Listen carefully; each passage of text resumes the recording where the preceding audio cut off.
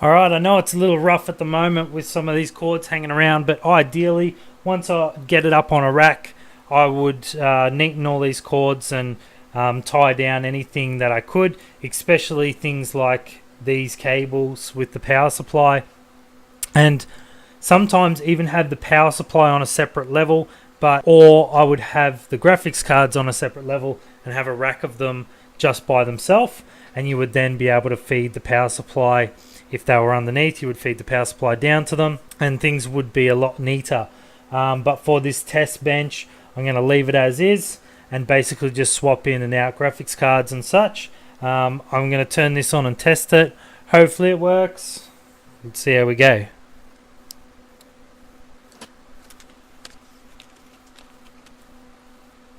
Alright, well the screen's switched on, so that's a good sign. So we've got two green lights on the graphics card there, so that means that the supply is there. Hopefully this loads up and we can see, okay, we've gone to BIOS, so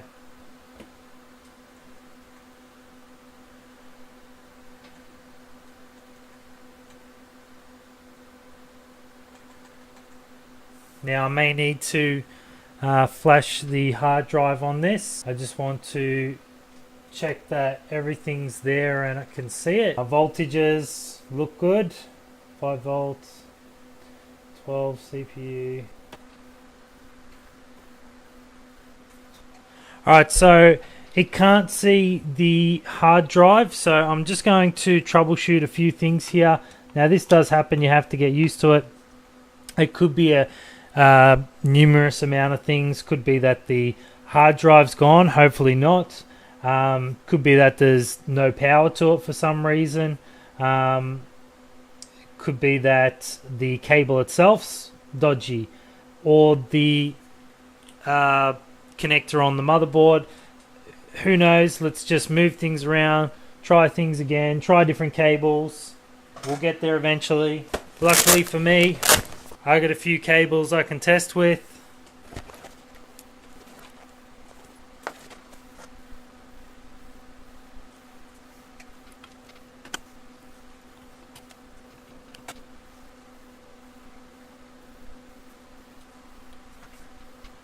Hey, there we go. So it just came down to being a dodgy cable. I should have checked that before I actually cable tied it down. So now let's switch that out.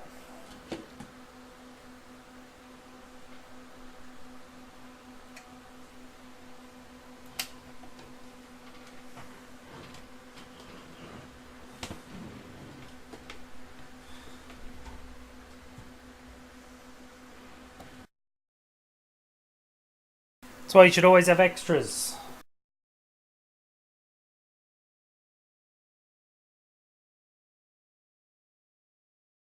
Now, I've already pre-installed Windows, the drivers, the software.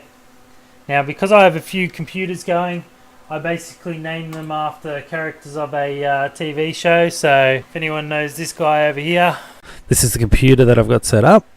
Everything seems to be turned on. I can double check with the device manager if the graphics card's there. It's not there, so we've got a bit of an issue. So let's find out. Because if I was to run the actual software, there's no GPUs found. So now we're on to the next troubleshooting, which is there something wrong with this graphics card? Or is it the connectors, or is it something's not pushed in far enough, or there's something wrong with the power? There's so many different things, so let's try and work through one of those at a time. We'll go from there. Alright, so I've tried it again. This time switched out the graphics card with a different one.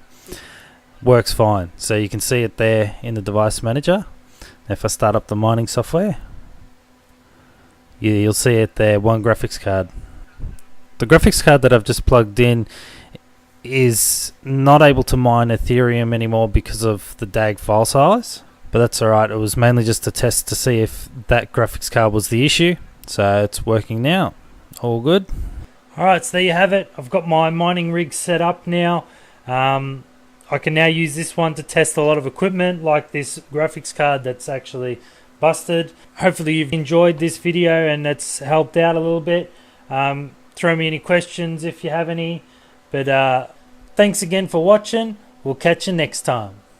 Thanks for watching my video. If you liked it, hit that like button. You can also subscribe by hitting the button up here, and you can also join the Discord channel below in the link. And I've got 2 other videos up here for you to watch, and I've got my personal channel over on this side. So thanks for watching again, and we'll see you next time.